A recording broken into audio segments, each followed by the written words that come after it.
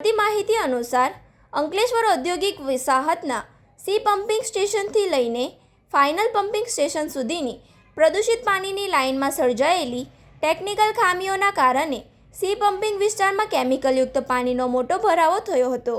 આ પરિસ્થિતિનો ગેરલાભ ઉઠાવીને કેટલાક બેજવાબદાર ઔદ્યોગિક એકમો દ્વારા ફેક્ટરીનું પ્રદૂષિત પાણી ગુપ્ત રીતે વરસાદી ગટરોમાં વહાવી દેવામાં આવ્યું હોવાની શંકા જાગી હતી।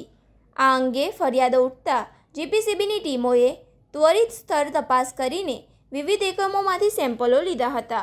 લેબોરેટરી ટેસ્ટિંગમાં પ્રદૂષણની પુષ્ટિ થતાં જ ગાંધીનગર વડી કચેરીના આદેશથી 12 જેટલા એકમોને ક્લોઝર નોટિસ ફટકારી દેવામાં આવી છે।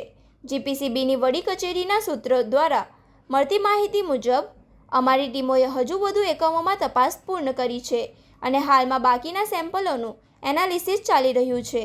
રિપોર્ટ નેગેટિવ આવતા જ કાયદા મુજબ કોઈપણ પ્રકારના રાજકીય કે અન્ય દબાણ વિના વધુ કડક પગલાં લેવામાં આવશે, જેથી આગામી દિવસોમાં સીલ થનારી કંપનીઓની સંખ્યા વધવાની પૂરેપૂરી શક્યતા છે। આ મામલે પ્રકૃતિ સુરક્ષા મંડળે ઉગ્ર આક્રોશ વ્યક્ત કરતા જણાવ્યું હતું કે વરસાદી ગટરો મારફતે કેમિકલયુક્ત ઝેરી પાણી અમરાવતી ખાડી સુધી પહોંચી ગયું છે, જેની ગંભીર અસર હજુ પણ સ્થાનિક વિસ્તારોમાં જોવા મળી રહી છે। જો ચોમાસા પહેલાં પ્રી મોન્સૂન કામગીરી અંતર્ગત ઔદ્યોગિક કેમિકલ લાઇનોનું યોગ્ય નિરીક્ષણ, જાળવણી અને સફાઈ કરવામાં આવી હોત તો આજે આ પરિસ્થિતિ સર્જાઈ નહોત। મંડળે વધુમાં આક્ષેપ કર્યો છે કે નોટિફાઈડ વિભાગ સામે કાર્યવાહી તો થઈ છે, પરંતુ પ્રદૂષિત પાણીના નિકાલ માટેની નવી લાઇનો ક્યારે શરૂ થશે તે અંગે તંત્ર પાસે કોઈ સ્પષ્ટતા નથી। જો આ સમસ્યાનો વહેલી તકે કાયમી ઉકેલ લાવવામાં નહીં આવે તો આગામી દિવસોમાં ભારે વરસાદ દરમિયાન ફરીથી સમગ્ર પંથકમાં પ્રદૂષણ અને કેમિકલયુક્ત પાણી ભરાવાની ગંભીર કટોકટી ઊભી થશે।